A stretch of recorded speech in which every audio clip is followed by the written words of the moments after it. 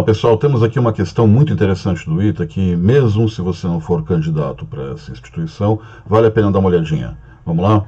Nós temos na questão um cilindro que está apoiado sobre uma mesa e o cilindro tem raio R. Esse é o raio do cilindro. Dentro do cilindro tem duas esferas com raio Rzinho. O que acontece é o seguinte, dependendo da proporção entre o peso do cilindro e o peso de cada esfera, pode acontecer que o conjunto tombe, o cilindro tombe. Aí vem uma pergunta que muita gente faz. Como tombar se o centro de massa do conjunto está sobre o apoio, está sobre a região do apoio? Aí, ele tomba, claro que tomba. Aqui eu tenho o Algodu, que é um simulador muito interessante, que eu já utilizei várias vezes aqui nos vídeos, e já deixei o copo com uma certa massa, as esferas também com uma certa massa. E, veja, tomba. Ele tomba de fato. Mas, e aquela questão do centro de massa? Bom, a questão seria relevante se fosse assim, ó. Se estivéssemos prendendo a esfera no copo, cada esfera no copo. Percebeu? Percebeu a diferença? Nesse caso, se eu grudar a esfera no copo, ele não tomba. Por quê? Esse caso é um caso de um corpo rígido, um corpo único, cujo centro de massa está em cima da área da base, a área de apoio, a região de apoio. Mas, vou manter aqui a simulação. Se eu tiro a junção, ele cai, porque não é mais um corpo rígido, é um corpo que pode se movimentar. Essa regra não se aplica mais. E também não se aplica se eu fizer o seguinte: eu vou girar o tubo de 180 graus e agora não tenho mais um tubo, eu tenho um copo. E nesse copo, agora, veja só, de fato, ele não tomba, porque para o copo tombar, para acontecer do copo tombar, o conjunto tem que girar com o copo, as esferas têm que andar com o copo. Então, para eu conseguir movimentar o copo, eu tenho que levar as esferas junto, tá claro? Não é um corpo rígido, mas para pequenos ângulos ele se comporta como um sistema coeso. Então, nesse caso, também não tomba. Então, vamos lá para a solução? Então, vamos lá. O que a gente tem aqui? A gente tem um tubo. O que importa são as paredes laterais do tubo. O tubo possui peso PC, que é o peso do cilindro. Então, PC aplicado aqui no centro de massa do tubo, mais ou menos por aqui, é o peso do cilindro. Dentro do tubo tem uma esfera com o peso da esfera P, outra esfera com outro peso da outra esfera P. Que mais de forças do que nós temos aqui aplicadas no tubo, principalmente? Essa esfera empurra o tubo para fora, porque como a esfera de cima dá uma empurrada nele para a direita, ela empurra o tubo para fora. Porém, a esfera de cima empurra o tubo para a esquerda. A gente tem também as forças aplicadas no solo, a gente vai chamar de normal cada uma, e como o sistema fica em equilíbrio no ponto máximo, na questão máxima o sistema fica em equilíbrio, essa força para a esquerda tem a mesma intensidade que essa força para a direita. As duas aplicadas no tubo na horizontal. Tudo bem? Tem mais uma força entre as duas esferas aqui. Tá vendo? Mas como tá meio apertada essa figura, eu vou dar um zoom aqui para a gente poder ver um pouco melhor. Vamos lá? Então, já marquei aqui a reação da força da parede. A bola empurra a parede empurra a bola. Tenho também o peso da esfera. Eu falei que a esfera de baixo empurra de cima aqui, não é? Então vamos marcar. A esfera de baixo empurra de cima. Esfera A empurra esfera B. Esfera B empurra esfera A. Certo? Agora vamos começar com a parte matemática, um pouquinho mais sofisticada. Vamos lá, pessoal. Respirar fundo e encarar o problema. Essa força inclinada a gente decompõe em x e y. São as componentes de x e y. Eu vou marcar aqui um ângulo θ entre a força, a direção da força e a vertical. Tudo bem? Com este ângulo θ, nós temos que o fx é f seno θ, porque é o cateto oposto, e fy é f cosseno θ, porque é o cateto adjacente. Combinado? Isso quer dizer, então, que ao invés de trabalhar com essa força que é mais complicada, eu posso trabalhar com as componentes, a horizontal e a vertical, certo? Então, em cada esfera, ou melhor, na esfera de cima, o que eu tenho?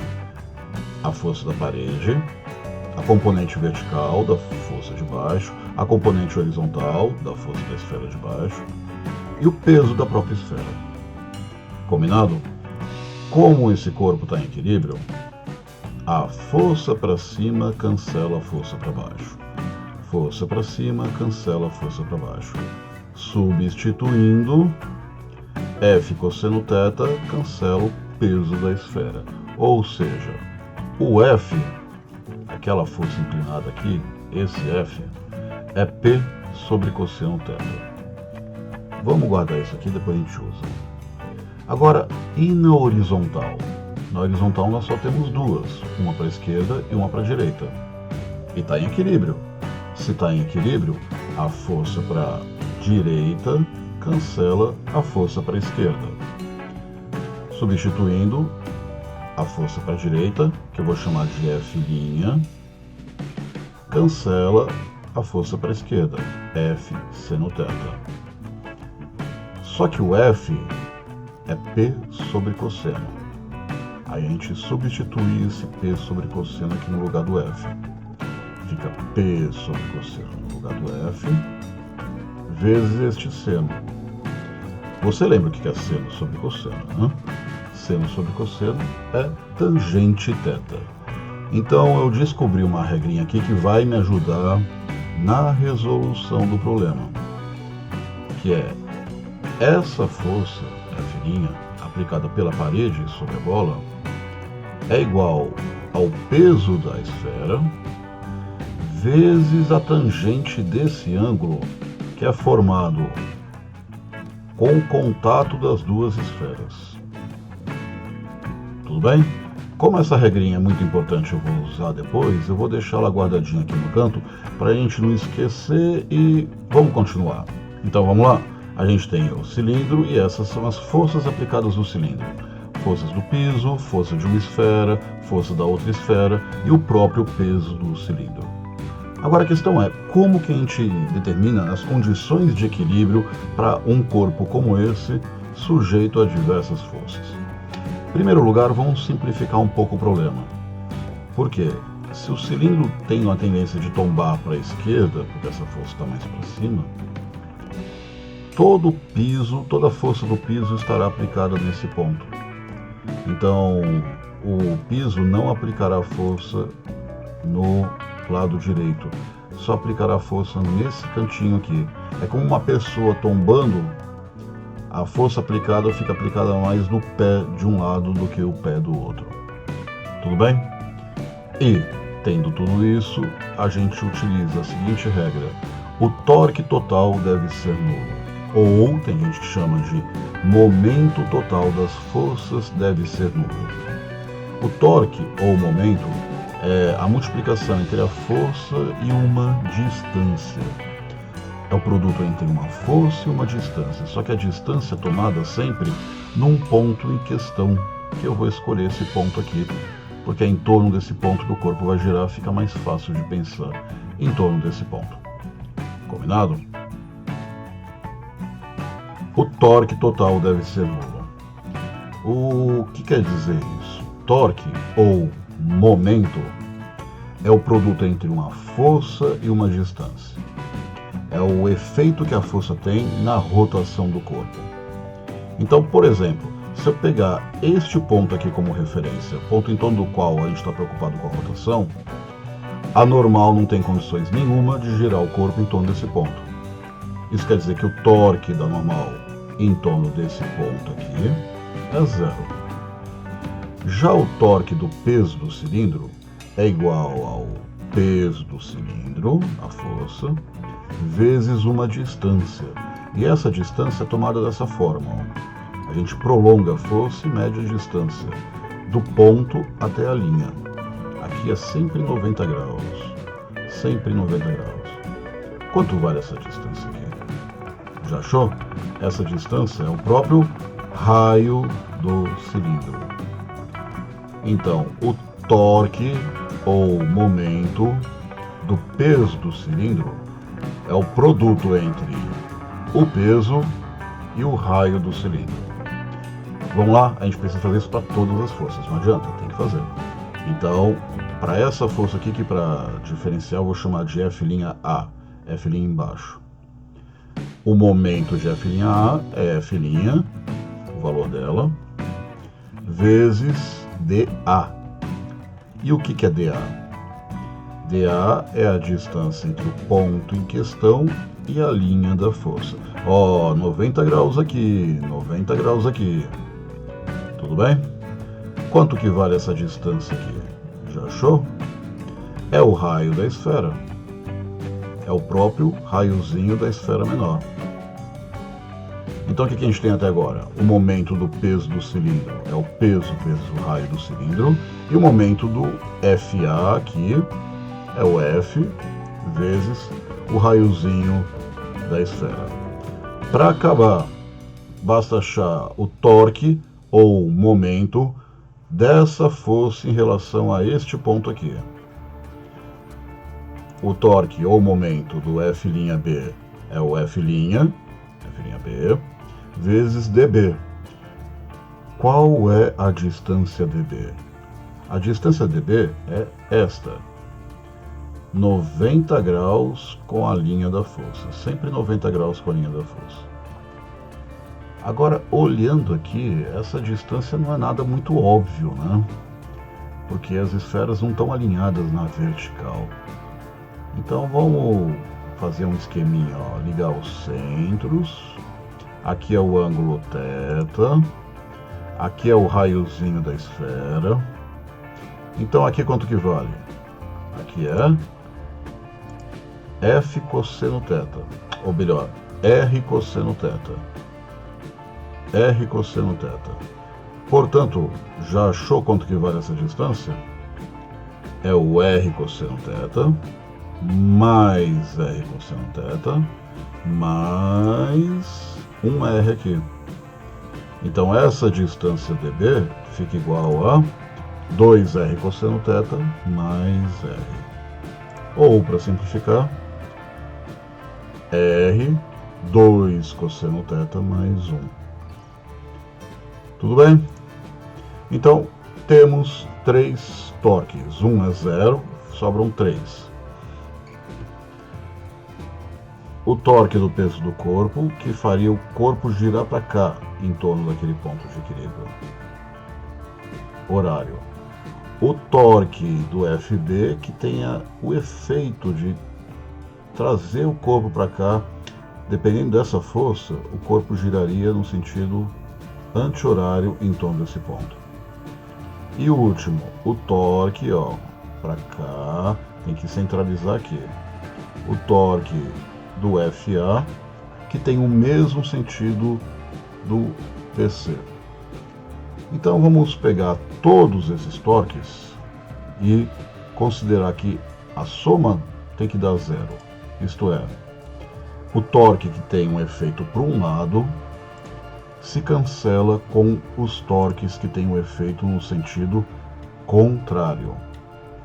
O torque no sentido anti-horário tem que ser com a mesma intensidade do torque que tem o sentido horário, que tem o efeito no sentido horário. Combinado? Então, passando a limpo isso aqui, nós temos essa expressão para o equilíbrio do corpo. Aplicando a distributiva aqui para o R, nós ficamos com qual expressão? Nós ficamos com 2FR cosseno θ mais F'R é igual ao peso do corpo R mais F'R.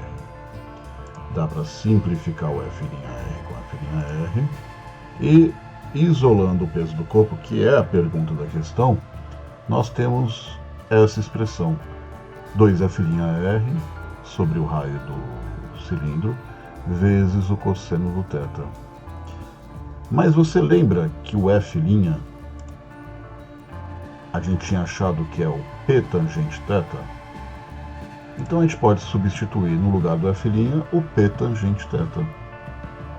E você lembra quanto dá se a gente multiplicar a tangente do ângulo vezes o cosseno do ângulo? Isto é, seno sobre o cosseno vezes o cosseno. Ou seja, tangente vezes o cosseno dá seno. De forma que para o peso do corpo nós temos 2 vezes P vezes o seno de θ vezes o R da esfera sobre o R do cilindro. A questão é que a gente precisa saber quanto que é o seno de θ para a nossa situação. Bom, vamos lá, tem mais continha aqui. Na nossa situação, a gente tem R maiúsculo é o raio do cilindro. E esse aqui era o θ, o ângulo que ligava, o ângulo formado por essa reta que liga os centros e a vertical. Nessa situação, esse cantinho aqui de nada é R seno θ. Esse segmento mede R, portanto nós temos que o R do cilindro é esse segmento mais esse, o que dá R seno θ mais R minúsculo é igual a R maiúsculo, ou seja, R minúsculo seno θ mais 1 é igual a R maiúsculo, ou seno θ é igual a razão entre os raios menos 1. No exercício do ITA, no exercício em questão, a razão entre os raios é 4/3. 4/3 menos 1 dá 1/3. Este é o seno do R que a gente está usando. Bom, vamos voltar lá então. A gente tem que o seno é 1/3 e a razão entre os raios é 3/4. Raio menor sobre raio maior dá 3/4. Substituindo tudo, a gente tem que a esfera tem que ter pelo menos o dobro do peso do cilindro, cada esfera, ou o cilindro tem que ser pelo menos a metade do peso da esfera para tombar. Tudo bem? Vamos testar? Esse aqui é o valor da massa da esfera. Esse aqui é o valor da massa do cilindro. Se eu tenho 2 kg para a esfera e 1 kg, quase 1 kg para o cilindro, ele tomba. Porém, se eu tenho 2 kg para a esfera e 1,1 kg para o cilindro, ele não tomba. Então o limite deve estar em volta de 1 aqui no simulador também. Certo, pessoal? É isso aí então. Até a próxima.